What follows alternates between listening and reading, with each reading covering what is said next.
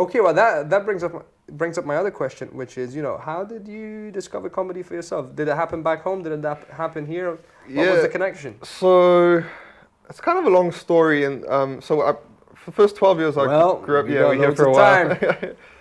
The first 12 years I grew up in like Prince Albert and around that area, and like one day I was like I was quite big into the school choir, like really big into singing and music. My mum like was adamant that I learn an instrument. From like 4 years old, I was like doing the recorder and like piano lessons and all that.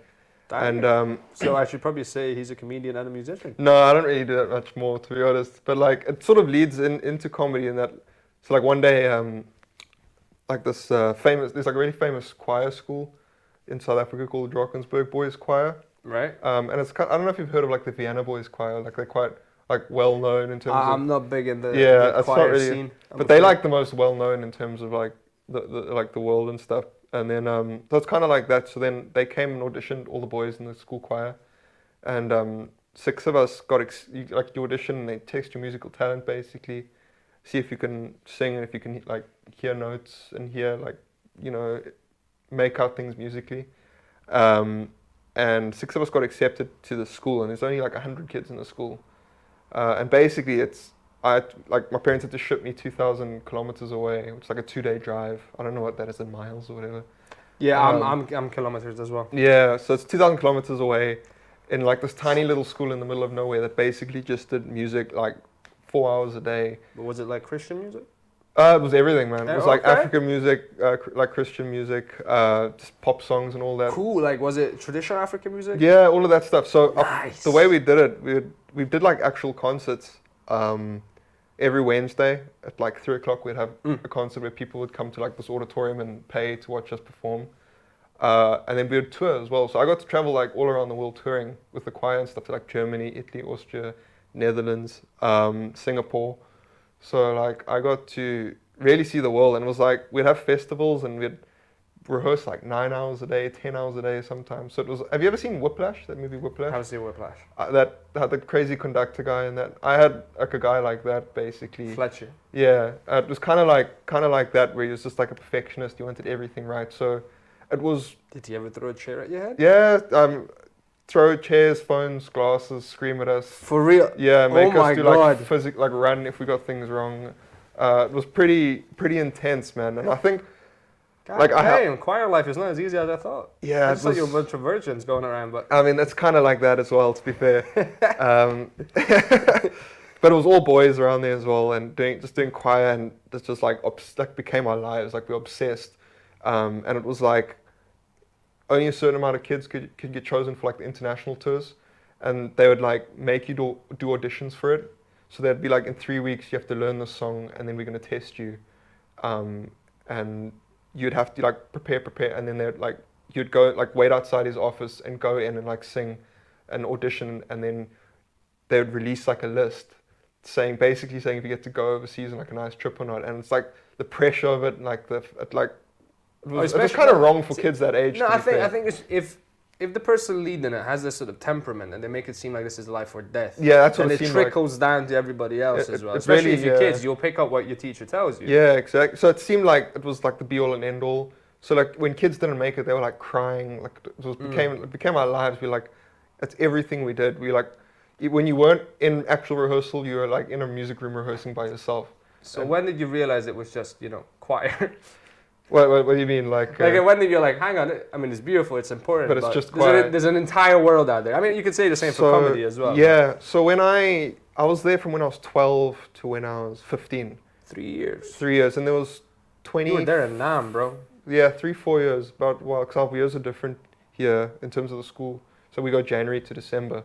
Okay. And then basically because there's so few of us and our musical knowledge is so high at such a young age, like a lot of posh private schools will give scholarships to us, bring us in and try so we can try boost their music departments in their schools.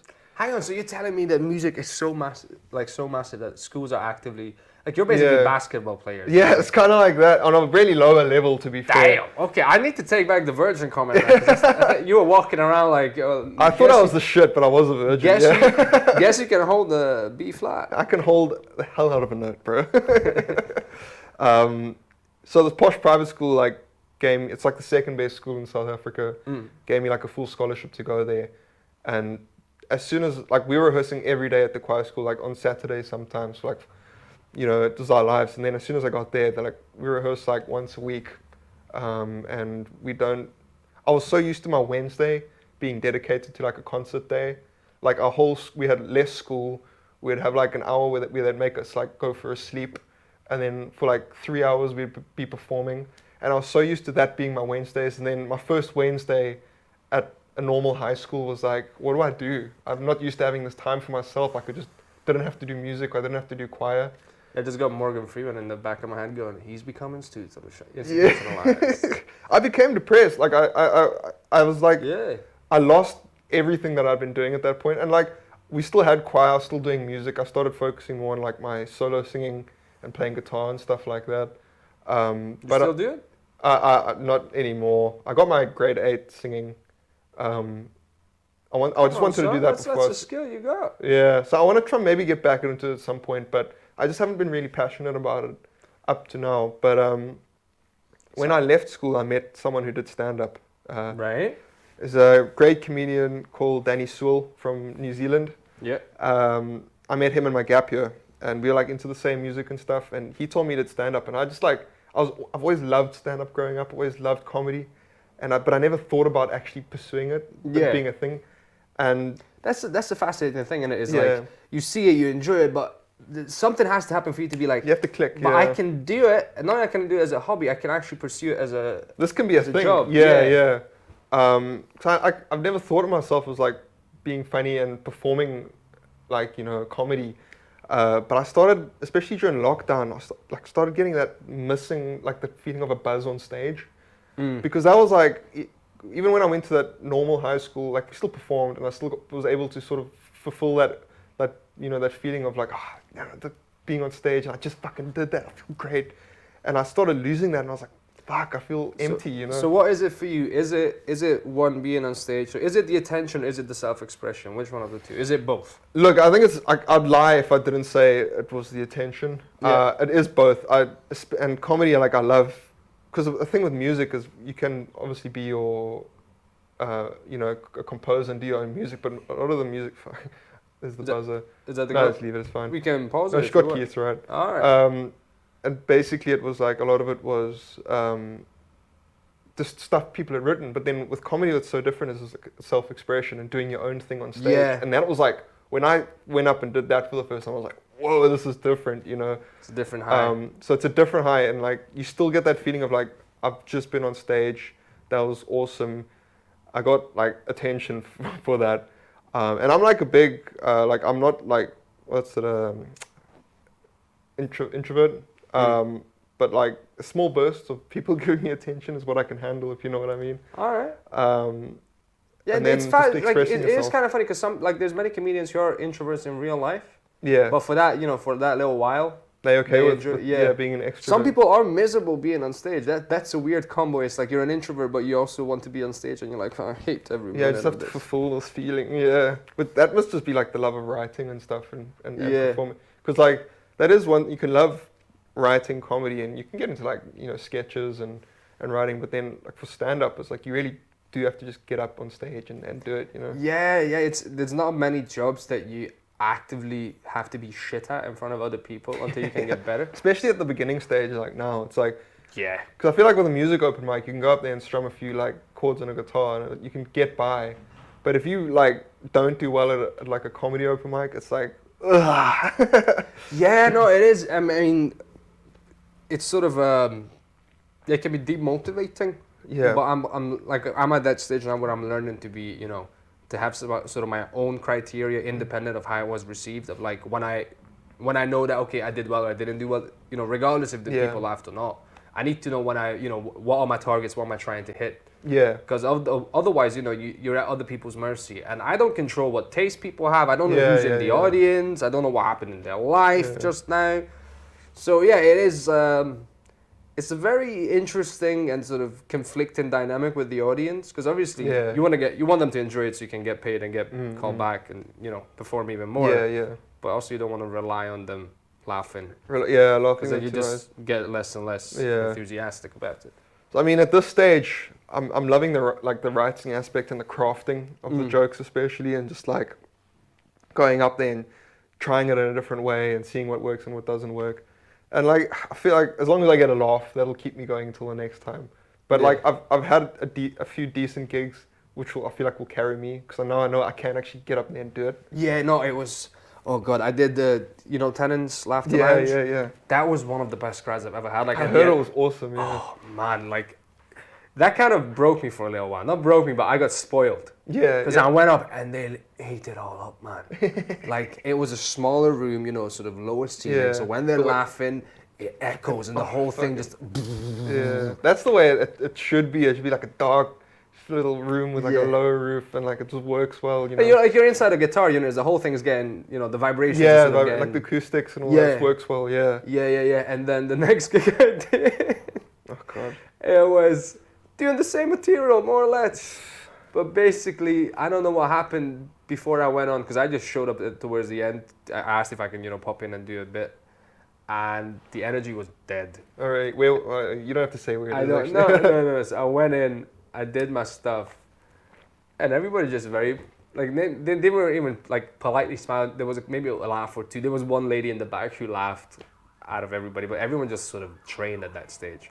Yeah. So I could have stood on my head and, done a dance. It would have made a difference. There's a time when, like, you get the sympathy laugh, and then there's also the time you can hear when, well, you're just not going to win them, like, over, like, you tell your first couple of jokes, you're like, no, there's still hope, and then you get to like the third, fourth, and you're like, okay, this isn't gonna go. Yeah. And sometimes that's the toughest one, because you still need to keep going and you still need to push through it and try to bring as much of the energy as you can. Yeah. And that's that comes with training as well, because in the first couple of times you're like, fuck. Yeah. These are my jokes. I mean, as tough as it is, I am trying to not let that consume me too much. Yeah. Because like the first few times I bombed, I was like. And you like have a week between gigs, you like have to live with yourself for that week. But now and then like every time you walk over a bridge, I'm like, why does this have to be my dream? I can just fucking end it right now. Why is this my dream? It's like when you get angry at yourself for like having this stupid dream. Like I fucking hate that this is what I want to do, but I'm not gonna stop because. I got depressed massively in high school because I wanted to become an actor, and I still do. Yeah. But I realized I was very shit at it. Because surprise, someone who's never acted in their life, they're shit at it. Yeah, I wonder why. You can't just like, I mean, few people can just straight get into it, like the same with comedy, but. I kind of believed in that, you either, you got the talent for it or you don't. I don't believe that anymore. Fuck talent, I'm done.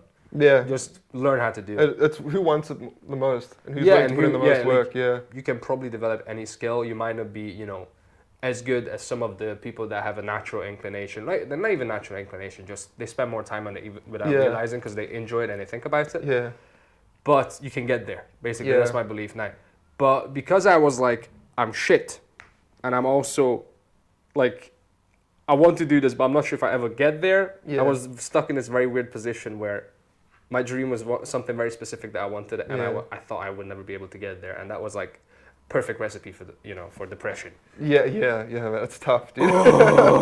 That's just like, how do I approach this, But like, I feel like where you are helps as well. Like, because I mean, there's a stand-up scene in South Africa, but like, and there's a music scene in South Africa, but it's nothing like moving to a place like this where, I mean, there's the Fringe, and then there's gigs. Like in South Africa, we'd have like a couple big like gigs like a band like Bastille will come and that'll be like, fuck, Bastille came this year, because it's just so expensive for like bands and artists to come there. Whereas when you get here, there's something every night. So I feel like in terms of like culture and being able, like accessibility, I feel like it's a big thing, maybe for acting as well, because I don't know what the acting scene is like in Romania. It's slightly different. It's more theater and stuff, but and then when you get here, then there's like agencies, and then there's like chances maybe to get onto like TV or something. So I could never have dreamt of starting this in South Africa because I wouldn't know where to start. But then you could say the same, I guess, for like Scotland. You just need to do some research. But like I was actually curious. I mean, Trevor knows South African. Yeah. So he managed. He managed to do it. Yeah, that's true. I'm just wondering, like,